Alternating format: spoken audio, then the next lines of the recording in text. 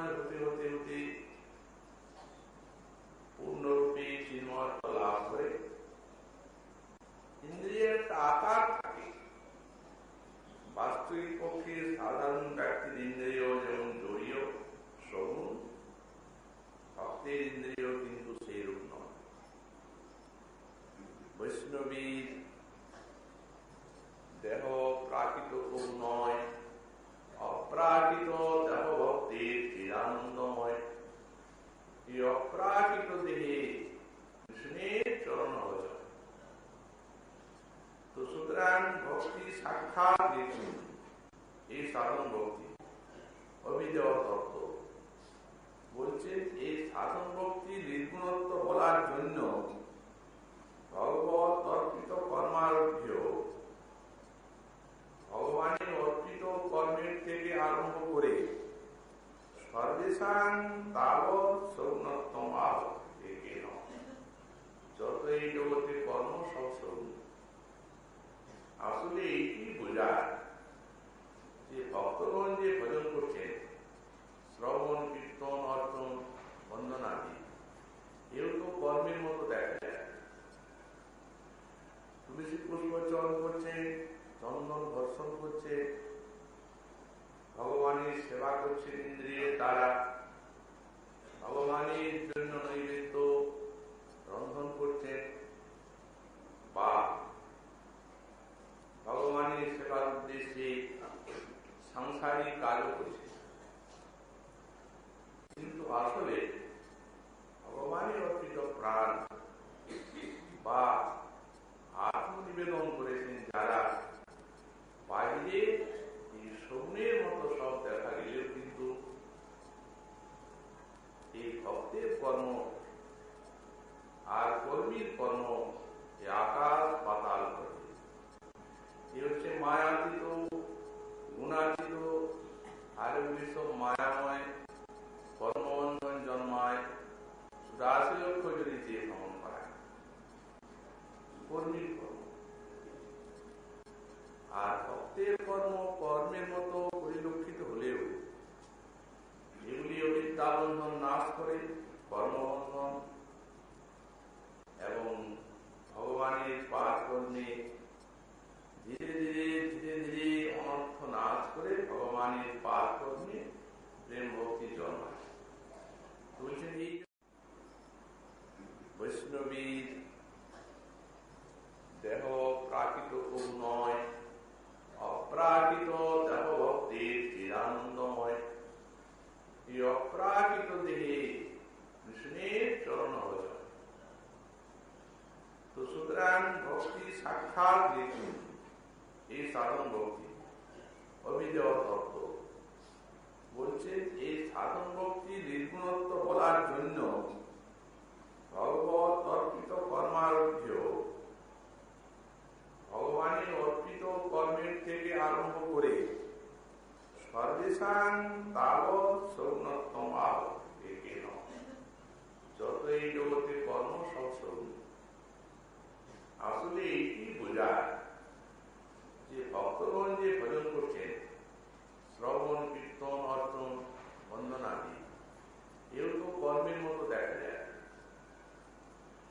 তুলসী পুষ্প চয়ন করছে, চন্দন ধর্ষণ করছে, ভগবানের সেবা করছে ইন্দ্রিয়ের দ্বারা, ভগবানের জন্য নৈবেদ্য রন্ধন করছে, বা ভগবানের সেবার উদ্দেশ্যে সাংসারিক কাজও করছে। কিন্তু আসলে ভগবানের অর্পিত প্রাণ বা আত্মনিবেদন করেছেন যারা, বাইরে এই সৌনের মতো সব দেখা গেলেও কিন্তু এই ভক্তের কর্ম আর কর্মীর কর্ম আকাশ পাতাল করে। এ হচ্ছে মায়াতীত, গুণাতীত, আর সব মায়াময় কর্মবন্ধন জন্মায়। ৮২ লক্ষ যদি চেয়ে ভ্রমণ করায় কর্মীর কর্ম, আর ভক্তের কর্ম কর্মের মতো পরিলক্ষিত হলেও এগুলি অবিদ্যাবন্ধন নাশ করে কর্মবন্ধন এবং ভগবানের পার কর্মে ধীরে ধীরে ধীরে ধীরে অনর্থ নাশ করে ভগবানের পার কর্মে প্রেম ভক্তি জন্মায়। বলছেন এই জন্য এই সব বাকি ভগবানের যে ভজন কর্ম বাদ দিয়ে অন্যান্য যত সমস্ত ভগবত অর্পিত কর্ম আছে বা যত কিছু কর্ম মানবের সব স্বরূপ ভগবান শ্রী উত্তম মহাশয়কে একাদশ স্কন্ধে পঞ্চবিংশতি অধ্যায়ে এই ভক্তি নির্গুণত্ব প্রতিপাদন করার জন্য সেখানে ভক্তি ছাড়া সবকে সগুণ বলেছে, হয় সাত্বিক কি রাজসিক কি তামসিক। এখানে একটি শ্লোকে বলছেন মদর্পণাং নিষ্ফলং বা সাত্বিকং নিজ কর্ম তৎ রাজসং ফলসংকল্পং হিংসাভ্যায়াদি তামসং মদর্পণং নিষ্ফলং বা, অর্থাৎ কোনো কামনা না করে, কোনো কামনা নাই, ফল কামনা নাই যদি আমাকে কর্ম সমর্পণ করা হয় তাহলে সেটি সাত্বিক বলা হয়। তো এখন যারা একান্ত ভক্ত তারাও তো কোনো কামনা না করে ভগবানের উদ্দেশ্যে কর্মার্পণ সবকিছুই করে, সমর্পিত করে। তাহলে এখানে যে সাত্বিক বলা হচ্ছে আর ভক্তের ভগবানের অর্পিত কর্মকে যে নির্গুণ বলা হচ্ছে, এটা ভেদটা কোথায়? বস্তুত এর ভিতরে বিরাট ভেদ। ভক্ত উনি যখন ভক্তিপথ আশ্রয় করলেন তখনই দেহ ইন্দ্রিয় প্রাণ সব ভগবানের চরণে অর্পণ করলেন। তুষ্টি মমাস্তি যৎ কিঞ্চিৎ ইহলোকে পরত্র তৎসর্বং ভবতোরদ্য চরণেষু ময়ার্পিতম। এরা আত্মনিবেদন। ইহলোকে পরলোকে আমার যা আছে থাকবে হবে, হে প্রভু তৎসর্বং ভবতোরদ্য চরণেষু ময়ার্পিতম, এগুলি সবই আমি আপনার চরণে সমর্পণ করি। তো কেবল মুখেই বললেন, আর তারপরে আত্মসমর্পণের মতো কোনো কাজ করলেন না তা না। সর্বদা শরণাগতি কায় এবং বাক্যে তিনি যাজন করতে রাখেন।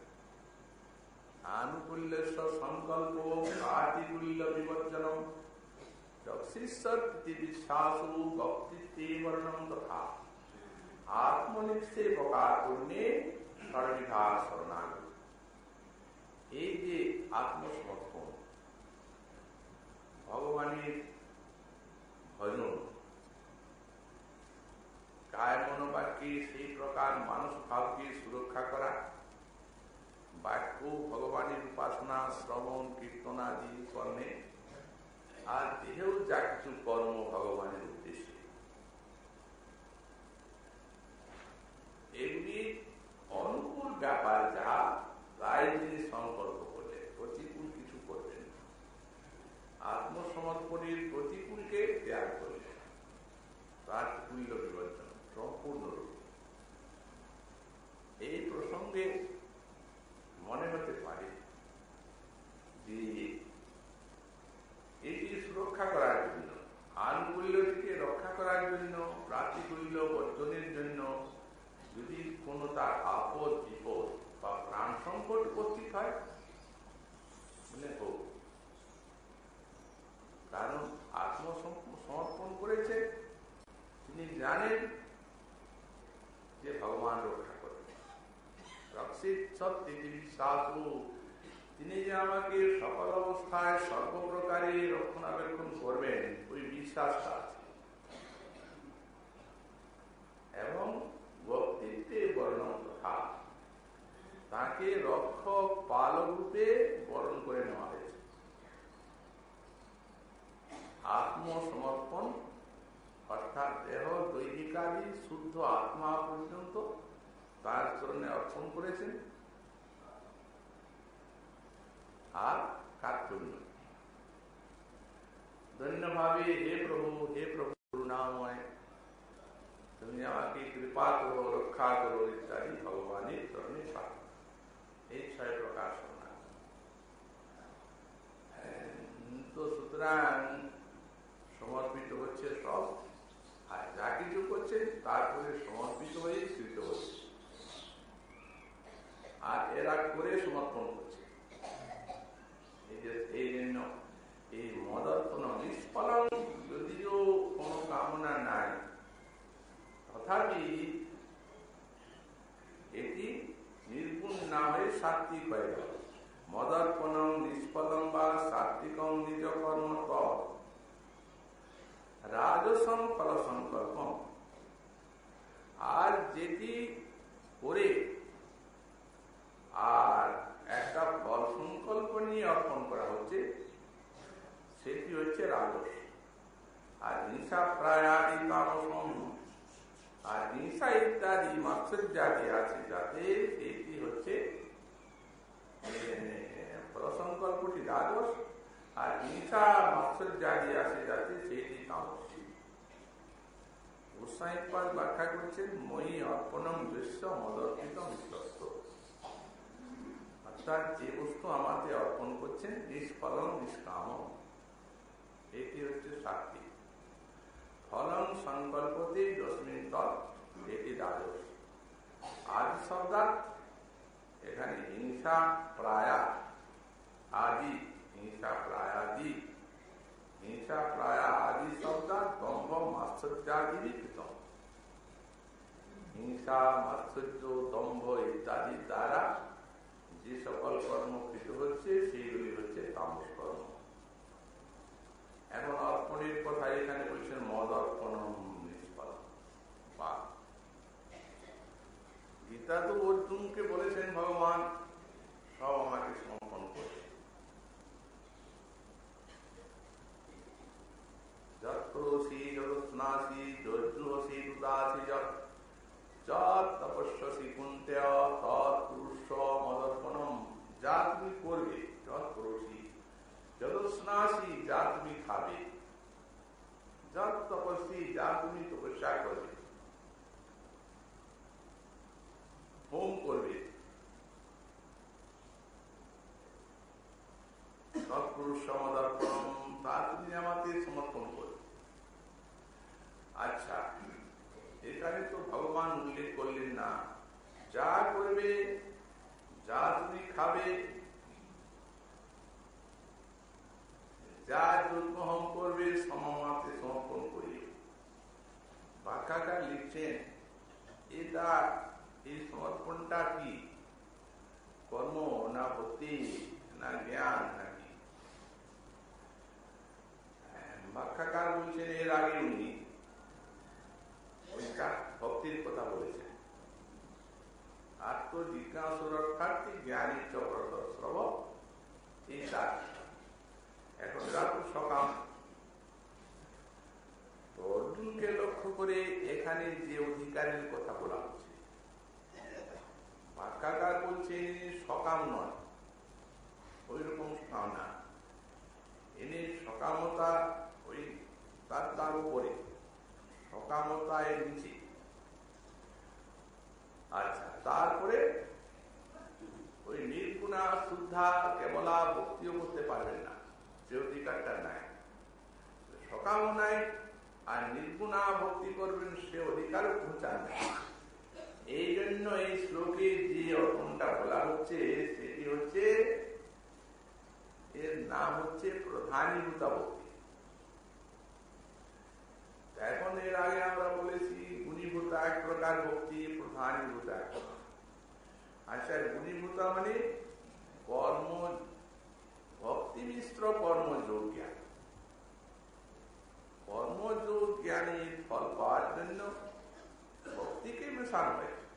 এখানে কর্মযোগ জ্ঞানের না, কর্মযোগ জ্ঞানের প্রাধান্য আছে, কিন্তু কর্ম সাধনা, জ্ঞান সাধনা, ভক্তি সাধনা, এই জ্ঞান সাধনা, যোগ সাধনা ভক্তির সহায়তা ব্যতীত ফল দিতে অক্ষম।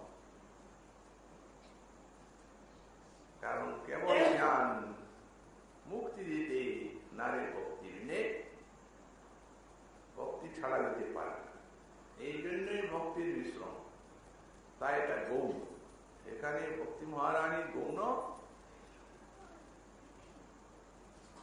কর্মীজ্ঞানী যোগীটি নিজে অপকর্ষ স্বীকার করে ফলটা দিয়ে দিচ্ছেন, যাও, তবেই ওরা ফল পাবে। কর্মজ্ঞান যোগী তাহলে পাবে না। ভক্তি বিনা কোনো সাধন দিতে না ফল। তবে আর যত সাধনা ওটা অজাগর। ছাগলের গলায় এখানে দুটো মাংস পিণ্ডের মধ্যে থাকে, স্তনের গলায়, কিন্তু স্তনের কার্য হচ্ছে দুগ্ধ নিঃসৃত পাপ। ওগুলাতে কোনো কালে দুগ্ধ হয় না, দেখতে স্তনের মতো কেবল। তো তেমনি কর্মজ্ঞান যোগ সাধনা এইগুলি যদি সেই গুণীভূতা ভক্তির সহায়তা গ্রহণ না করে, দেখতে সাধনার মতো দেখা যাবে, ফল কিছু নাই। কারণ ভক্তি বিনা কোন সাধন দিতে না রে ফল। অজাগরণ্য সাধন। এখন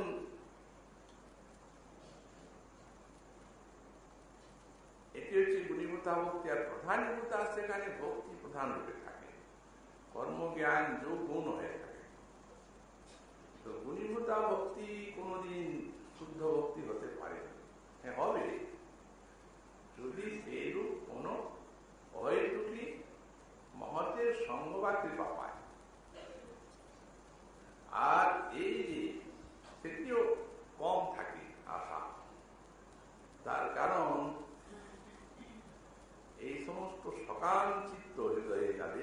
আর তারপরে ভক্তি সহযোগিতা গ্রহণ করেছে কর্মফল সিদ্ধির জন্য। কত নির্দিষ্ট করা হয়েছে ভক্তি, যে ভক্তি মহারানী পঞ্চম পুরুষার্থ প্রেম দিয়ে আর ভজনকারীকে ধন্য করবে, সেই ভক্ত মহারানীর নিকটে যেটা ত্যায্য ঘৃণ্য সেই কর্মফল চাচ্ছে, সহসা মহাত্মনেদের কৃপা দৃষ্টি করতে ইচ্ছা করে না। কারণ এদের বহির্জগতের চিত্তটা থাকে। এই জন্য ভাগবতে দেখা যায়, তান বই ধসর বৃত্তি রক্তিবৃত্তি পরাহিতান্তর মনস করেশ। ভগবানের থেকে যে বিমুখ চিত্ত এরা, সুতরাং এদের সব এগুলি অসৎ বৃত্তি। এই জন্য অথন পশ্যন্তু রোগাগ্নম যে দেবন্যাস বিলাস লক্ষ্মা। হে প্রভু, হে রোগায়, তোমার চরণ কমল বিলাসী ভক্তি যাদের অন্তরে আছে, শুদ্ধ ভক্তগণ এদিকে কৃপা করতে ইচ্ছা করেন। কিন্তু যাদের ওই প্রধানীভূতা ভক্তি আছে, সেখানে ভক্তিকে তারা প্রধান রূপে রেখেছে। এই জন্য পরিশেষে ওটা শুদ্ধ ভক্তিতে পরিণত হয়, সম্ভাবনা থাকে, মতের কৃপাও পায়। কারণ মৎসঙ্গ হলে শুদ্ধা ভক্তির লক্ষণ জানে, তখন ওই মিশ্রণটা কর্মজ্ঞানীর মিশ্রণকে ছেড়ে শুদ্ধ ভক্ত এরা হয়ে যায়।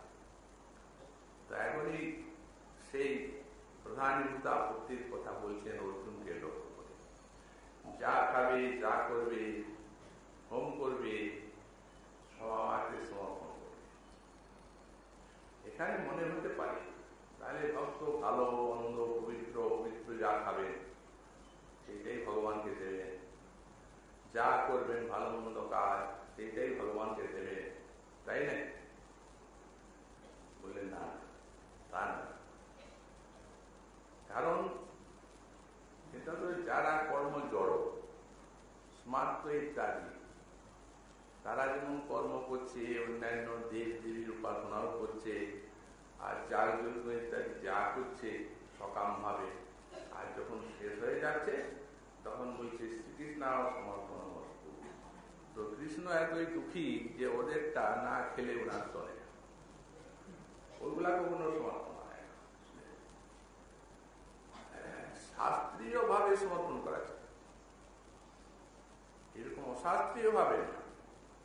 অতএব ভগবান যে এখানে প্রাণভূতা ভক্তির কথা বলছেন, এই সমর্পণটা শাস্ত্রীয় বস্তুই সমর্পণ করবে, এরকম শাস্ত্রীয় জিনিস নয়, এটিও এখানে জানতে হবে।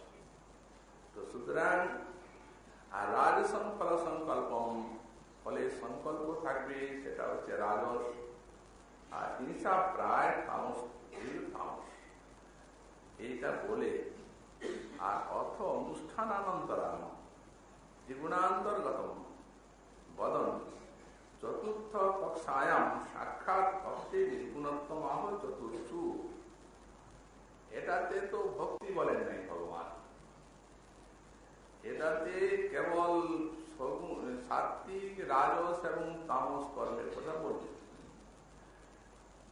তারপরে এরপরে এই অনুষ্ঠানান্তর নাম ত্রিগুণান্তর্গতম বদন, যতগুলি আনুষ্ঠানিক কর্ম আছে, এই আনুষ্ঠানিক কর্মগুলিকে সব ত্রিগুণের অন্তর্গত বলে এক্ষণে চতুর্থ কক্ষায় তামস গেল, হিংসা, মাৎসর্য, দেশ,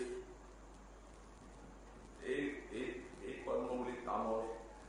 রাজস গেল ফল সংকল্প নিয়ে যা কর্ম করা হয়, আর সাত্বিক গেল যা ভগবানের অর্পণ করা হয়।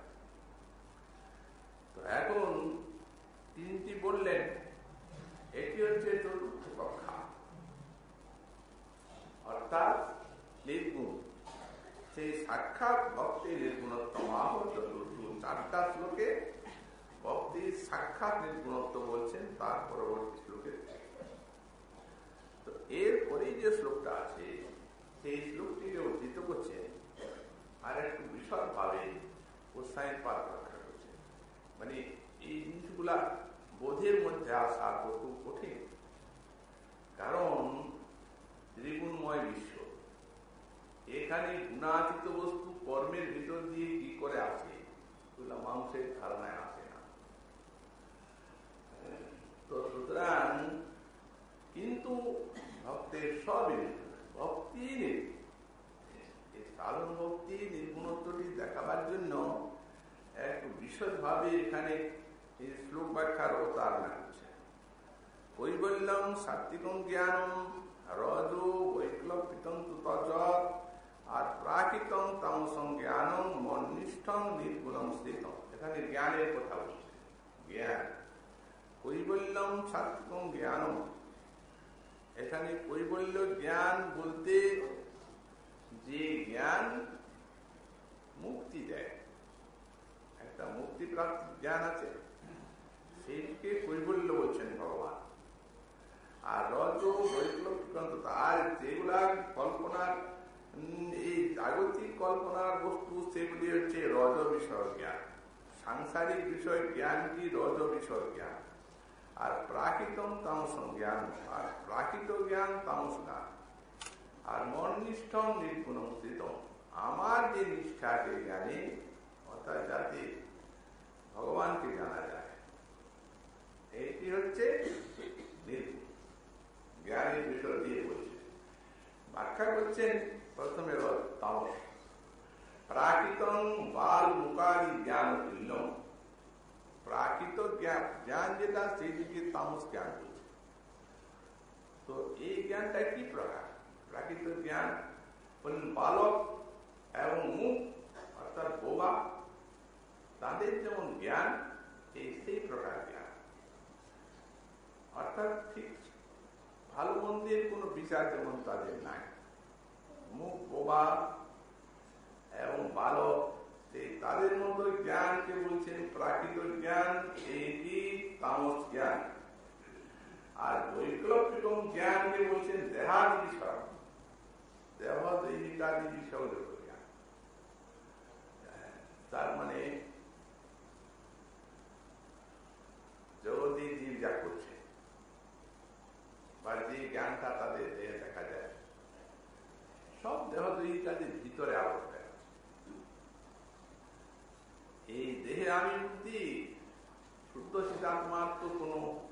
জ্ঞান নাই, অনুশীলনও নাই, সংসারী মানুষের। তাতে একবারে নিরক্ষর থেকে আরম্ভ করে মহামহাবিদ্যান পর্যন্ত যারা জাগতিক এই জড় বিদ্যাতে নিপুণ, তেমনি একবারে দিনহীনের থেকে শক্তিশালী পর্যন্ত যারা আছেন এই রাজস জ্ঞানের মধ্যেই তারা।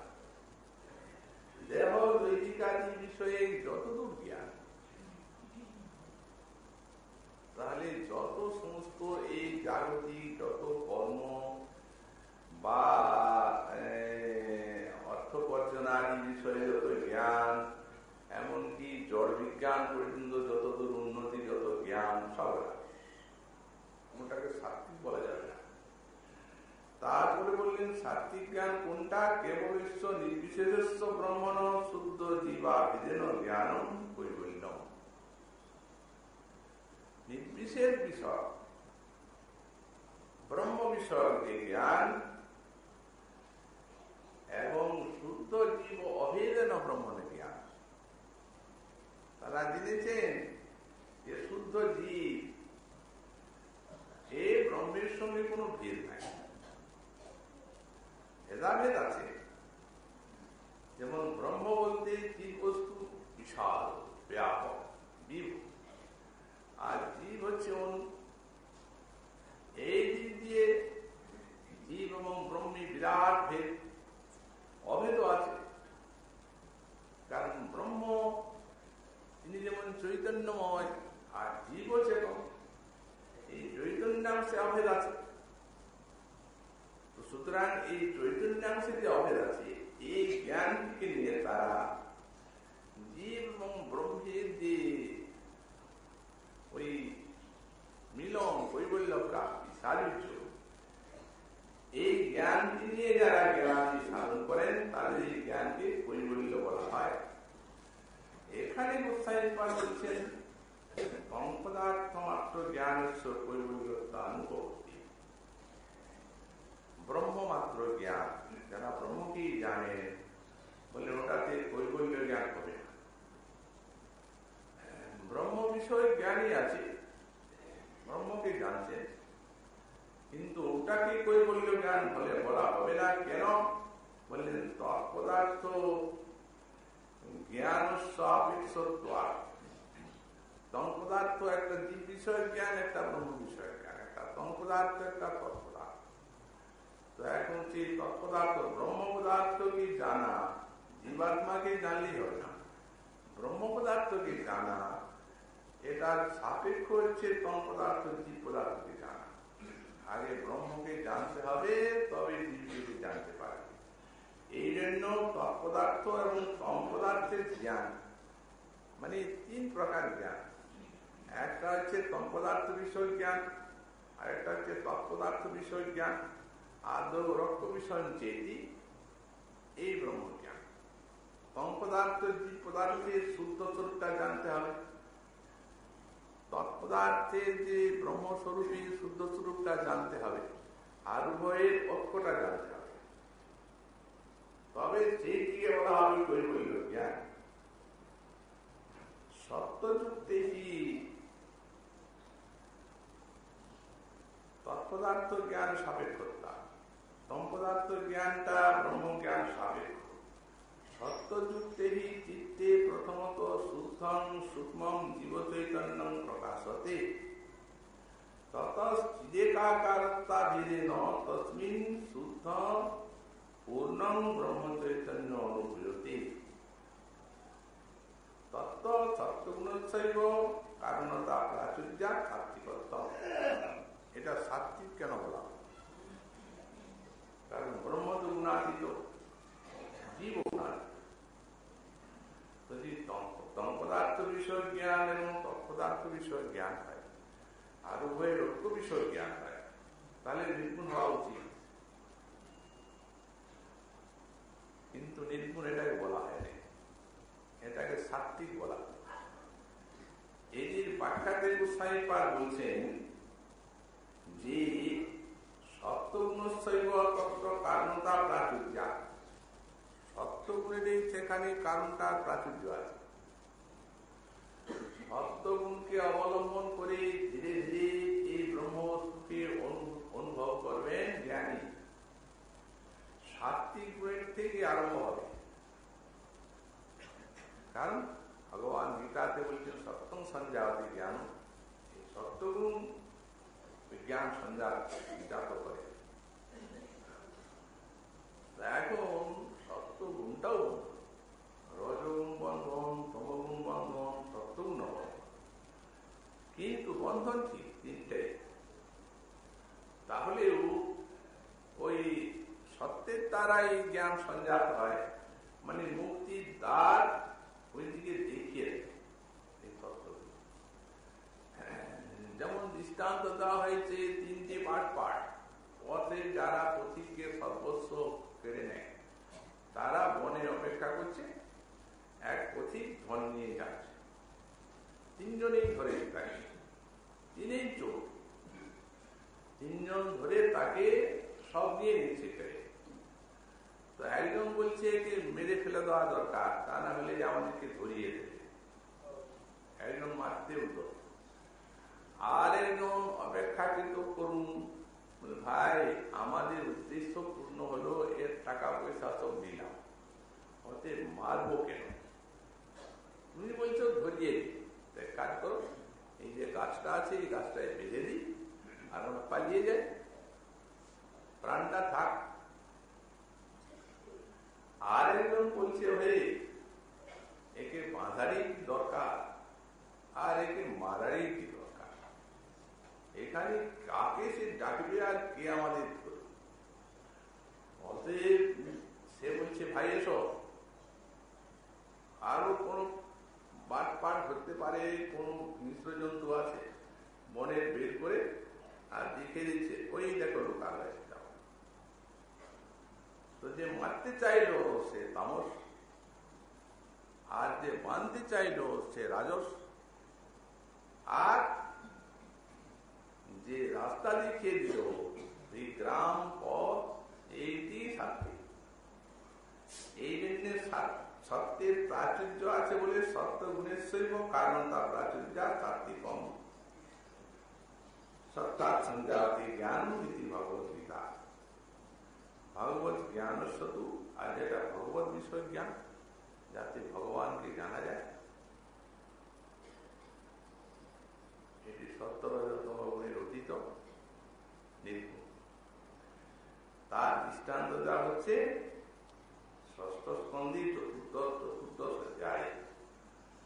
দেবানাং শুদ্ধ সত্তানাং ঋষীনাং চ অমলাত্মনাং ভক্তি মুকুন্দ চরণে ন প্রায়েণ প্রজায়তে মুক্তানাং সিদ্ধানাং নারায়ণ পরায়ণ সুদুর্লভ সন্তাত্মা কোটিশ্চ মহামুনি।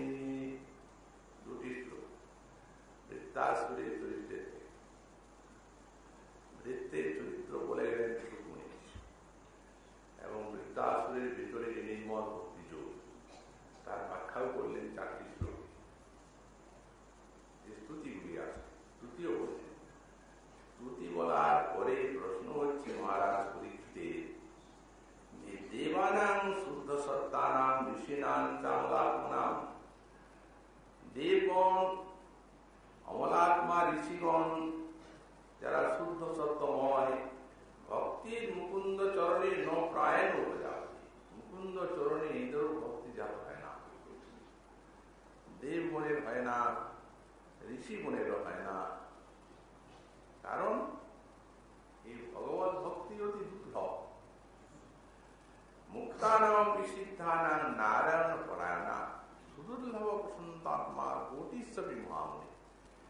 যারা মুক্ত পুরুষ, সিদ্ধ পুরুষ, এইরকম কোটি কোটি সিদ্ধ পুরুষের মধ্যে একটা নারায়ণ ভক্ত অতি সুদুর্লভ। আচ্ছা মুনি, এইরকম ভক্তি যা আপনি বললেন, এই অসুর বৃত্তাসুর এ কত সমস্ত হিংসাদি কার্য করেছে, অসুর স্বভাব, দেবগণের স্বর্গরাজ্য অধিকার করে নিয়েছে, আশ্রিক প্রবৃত্তি করছে, এ তো ভগবানের অসুর বলতেই ভগবানের বিরোধী শত্রু। তো এর মধ্যে যে এই নির্মল ভক্তিযোগ যে আপনি বললেন, শুদ্ধ ভক্তিটা বললেন তো, যেটা আমরা বলেছি অজাত অবস্থা ইত্যাদি স্বরূপ, নপার, তারপরে ওই যে নপার অনিষ্টম নরসাদি পরিশ্রম ইত্যাদি স্বরূপ বলেছেন, ভগবানের চরণে বলেছেন আমি তোমার ভজন করব, আমার ইন্দ্রিয় সব তোমাতে নিহিত থাক, মমাত্ম তার সেটাই বললেন মহাত্ম শ্লোক জনিষু সক্ষম সকর্মচক্রে ভ্রমত সকর্মভি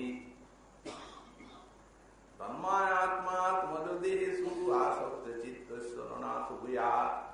শেষের শ্লোকটা ওই যে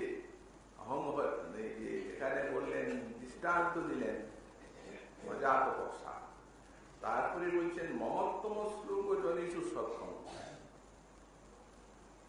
সংসার চক্রে ভ্রমত সকল। ভগবান বললেন বৃত্ত সবই ঠিক, তুমি নিষ্কাম ভক্ত আমার, যেভাবে তুমি আমাকে দেখতে চাও সেইভাবেই দেখতে পারো, আরো কিছু চাও। তখন বৃত্তাসু বলছেন মমত্তম শ্লোক জনিষু সক্ষম সংসার চক্রে ভ্রমত সকর্মী। প্রভু, এই সংসার চক্রে আমি যে জনিতে পরিভ্রমণ করি না কেন, এই শুদ্ধ ভক্তির লক্ষ্য। যাং যাং দুরিন্দ্রাম কৃষ্ণাং কৃষ্ণাং শ্রীকেশো এই ভক্তির কাজ। অতএব মমত্তম শ্লোক জনিষু সক্ষম সংসার চক্রে ভ্রমত সকর্মভি। নিজের কর্মের দ্বারা, যেমন এখানে নিজের কর্মে এই ওষুধ জনিলাম, প্রভু এর পারও হতে পারে। অতএব সংসার চক্রে নিজের কর্মচক্রের দ্বারা সংসার চক্রে যে জনিতে ভ্রমণ করি না কেন, তোমার ভক্তের সঙ্গে যেন সঙ্গ হয়, সক্ষ হয়। মহত্তম শ্লোক জনিষু সক্ষম হব, তুমি উত্তম শ্লোক তোমার দাসগণের সঙ্গে যেন সক্ষ হয়। আর আরেকটি প্রার্থনা করি, প্রভু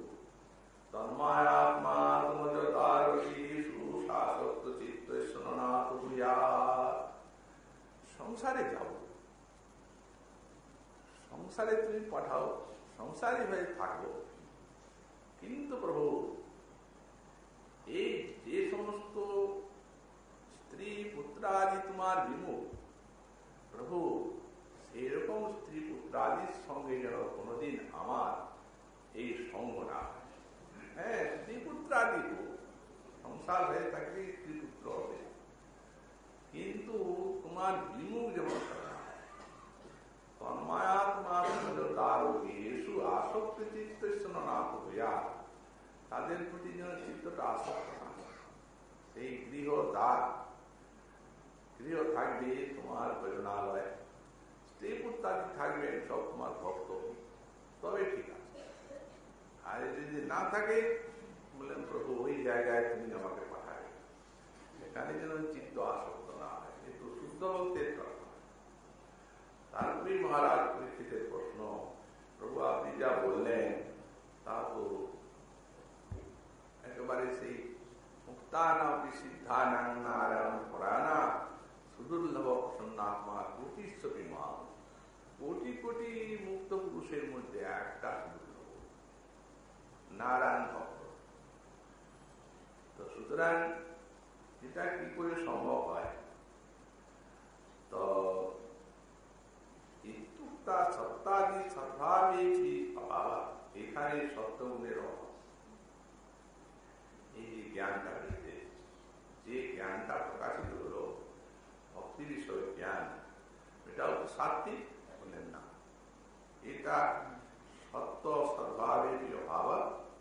কারণ ওখানে বলা হয়েছে রজস্তম স্বভাবস্য ব্রহ্মণ বৃত্তস্য পাপ্মন নারায়ণী ভগবতী প্রথম আছে বিরামতি। আরেকটি শ্লোকে বলা হয়েছে রজস্তম স্বভাবস্য বৃত্তস্য পাপ্মন, পাপাত্মা বৃত্তি রজতম স্বভাব। এর ভগবানের চরণে এইরূপ বিরামতি কি করে হল? তব অভাবে সদ্ভাবাৎ তৎনতম। অতএব এতে দেখা যাচ্ছে যে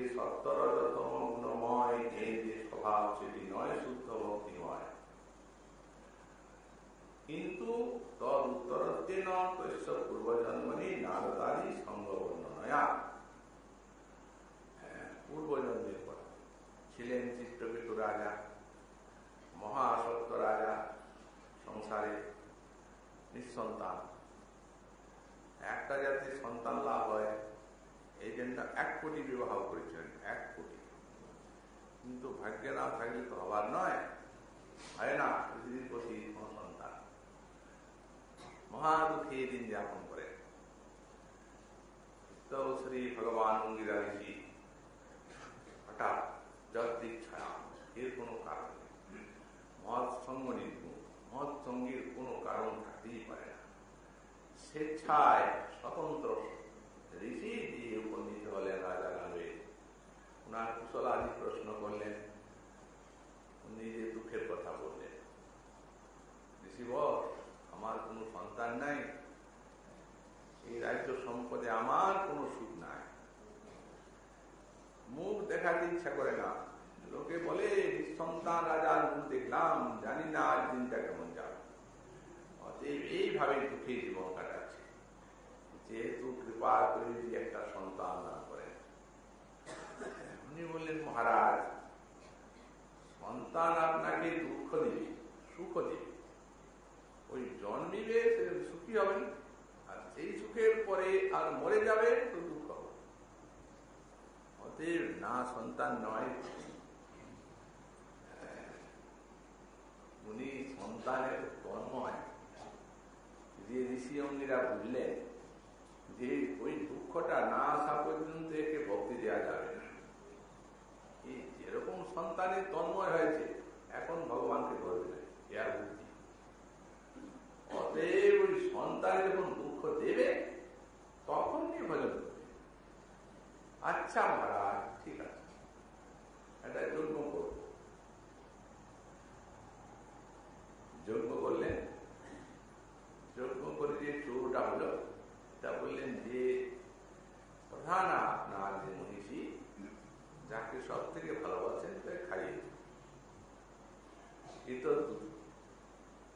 রাজমনীষী, তাকে সেই চরু খাইয়ে দেওয়া হলো। তারপরে উনি গর্ভবতী হয়ে গেলেন। মহারাজের আনন্দের সীমা নেই। তারপরে সন্তান জন্ম। শশীকলার মতো রাজার ছেলে বাড়তে লাগলো। এখন সে এত 1 কোটি বিয়ে করেছেন একটা ছেলের জন্য। সেই ছেলে জন্মালে সেই ছেলে তার কতখানি প্রিয়, এমন সন্তানগত প্রাণ। দুটির ঘরেই দিন রাত, আর কোথাও যান। ওদিকে বিয়ে করেছেন সন্তানের জন্য। 1 কোটি তো রমণীকে ভোগ করে না, যদি একটা ছেলে কোথাও যান না। তখন ওই যে সমস্ত রমণীদের হৃদয়ে জাগল জিজ্ঞাসা, বলে এই ছেলেটাই কাল, এইটার জন্যই আমাদের প্রেরণা আসে। আরে বিয়ে তো করেছ বাবু, আমরাও তো মহিষী, একবারে কিভাবে ছাড়বে? সন্তানকে না মেরে ফেললে আর আজ আমাদের দিকে তাকাবে না। তখন এই দিন ঘুমাচ্ছে সন্তান, আর উৎকট বিষ দিয়ে দিয়েছে। মাতা কৃতদ্যুতি গৃহকার্যে নিরতা হয়ে আছে। অনেকক্ষণ করে বলছেন, আমার ছেলে ছাত্রীকে বলছেন, বলে যা ছেলে নিয়ে আয়, শূন্য দান করো। ছাত্রী দিয়ে দেখতে পেয়েছে না, মরে আছে। উচ্চৈশ্বরে কানতে আরম্ভ করলো রাত্রি। রাজা ছুটে এলেন, রানী ছুটে এলেন, একবারে মূর্ছা। আর কি কান্না একেবারে। তো এখন যখন মহাস্রোত সাগরে ভাসমান, এমনকি ছেলের পাশ দিকে বুকে নিয়ে আর মারা কাঁদছে। আর রানী তো বারবার মূর্ছা যাচ্ছে, আর কত বিলাপ করছে। যত রানী বিলাপ করছে তত রাজার ইত্যাবসরে নারদার। একজনের নাম হতে পারে, চলো 2 জন যায়। তারপরে মহারাজ কে তত্ত্ব কথা বললেন। তত্ত্ব কথা বলাতেও মহারাজের আর কত চৈতন্য হয় না। তখন শেষকালে নারদ ঋষি ওই দেহের সন্তানের আত্মাকে নিয়ে কোথায় যাও? রাজার ছেলে, অপমৃত্যু, বিশাল তোমার জন্য অপেক্ষা করছে, ভোগ করবে, বেঁচে ওঠো। আত্মা বলছে, হে ঋষিবর, কে মা, কে বাবা, কর্মফল ভোগ করছি, নানা জিনিসে ঘুরছি, এরা মোহবশত আমার ছেলে, আমার ছেলে, কে কার মা? দেখলেন তো মহারাজ, বাবা বলে স্বীকার করলো, তার জন্য এত কান্নাকাটি করেন। ঋষি মুনি সেই উপদেশে চৈতন্য এলো, পরম ভক্ত হয়ে গেলেন মহারাজ। শঙ্কর সুন্দর উপাসনা করলেন, শ্রী প্রদর্শিত সেই পথে 7 দিনের মধ্যে সিদ্ধি লাভ করলেন।